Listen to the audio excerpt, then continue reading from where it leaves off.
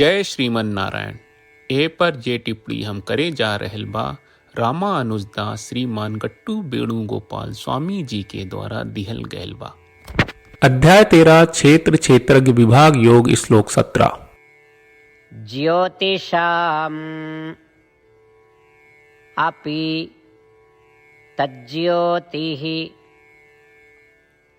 तमसः परम् उच्यते ज्ञानं ज्ञेयं ज्ञानगम्यं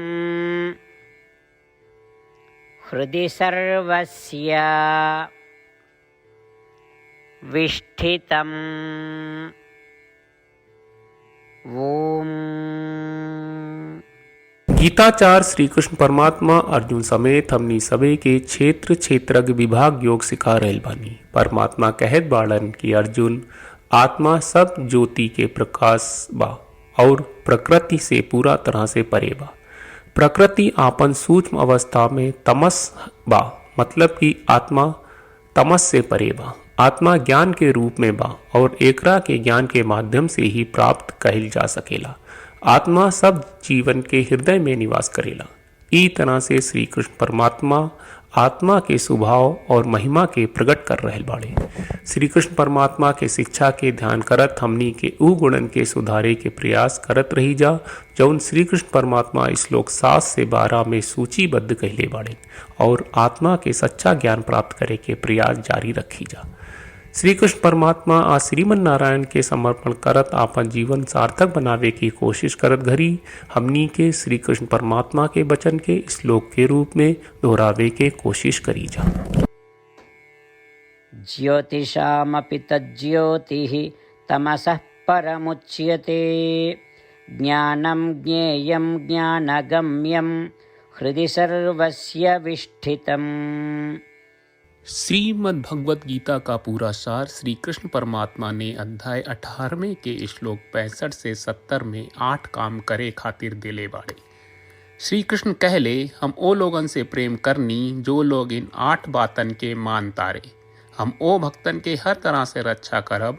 श्री कृष्ण परमात्मा के द्वारा बोलल गईल संपूर्ण भगवत गीता सुनला के बाद अर्जुन कहले करिष्ये वचनम त्वा, जेके मतलब बा कृष्ण मैं वही करब जौन आप कही। यही कारण बा श्री कृष्ण अर्जुन के हर तरह के सफलता आ विजय प्रदान करेले। आई परमात्मा के आपन व्रत देई कि हमनी के ये 8 गौ कर्म के पालन करी जा। ई वचन परमात्मा के देवे से बड़न कौनो पूजा तपस्या यज्ञ नहीं। हम 8 प्रण कहब जौन हमनी के करे के चाहिए। आप सब कृपया इन्हन के आपन दिमाग और दिल में सोची। श्री कृष्ण के आपन वचन देवे के ई तरीका में हमनी सबकी कल्पना करे के चाहिए कि श्री कृष्ण का चेहरा खुशी से चमकत बा और खुशी के एहसास करत बा। जय श्रीमन नारायण। यहाँ हमनी के 8 वादा बा। हमनी के पहला वादा, हे श्रीमन नारायण आपका निर्देश के मुताबिक हम हमेशा तोहार ध्यान करब और तोहार बारे में सोचब। हमनी के दूसर वादा, हे श्रीमन नारायण आपका सलाह का अनुसार हम हमेशा आपका भक्त रहब। हमनी के तीसर वादा, हे श्रीमन नारायण हम आपन सब काम तोहरा सेवा के रूप में और तोहरा संतुष्टि खातिर करब। हमनी के चौथा वादा, हे श्रीमन नारायण जैस की आप माने के कहले रहलू हमरा बहुत विश्वास बा कि हम आपके होई और हम हमेशा आपन दोनों हाथ जोड़ के आपके नमस्कार करब और आपकी पूजा करब। हमनी के पांचवा वादा, हे श्रीमन नारायण हमरा के तोरा बात माम एकम शरणम ब्रज 1866 याद कहले जहाँ आप हमरा के आपन का अर्पित करे का कहा। श्रीमन नारायण मैं हमेशा तोहरे शरण में रहब।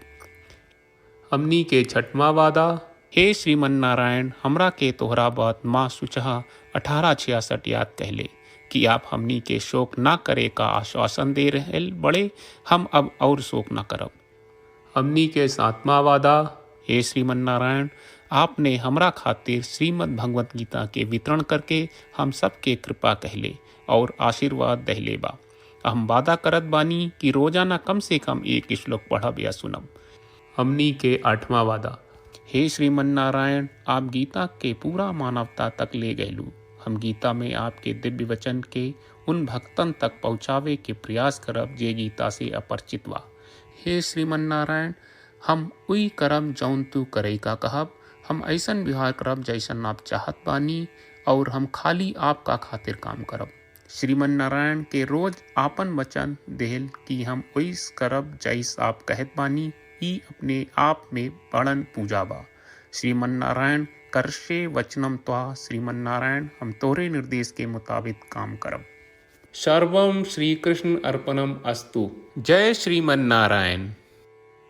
ज्योतिषाम् अपि तज्ज्योतिः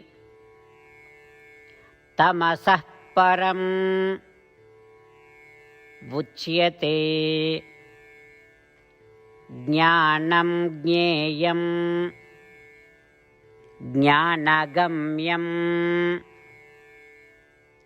हृदि सर्वस्य विष्ठितम्। ॐ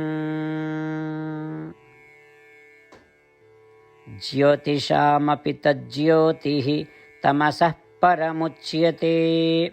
ज्ञानं ज्ञेयं ज्ञानगम्यं हृदि सर्वस्य विष्ठितम्।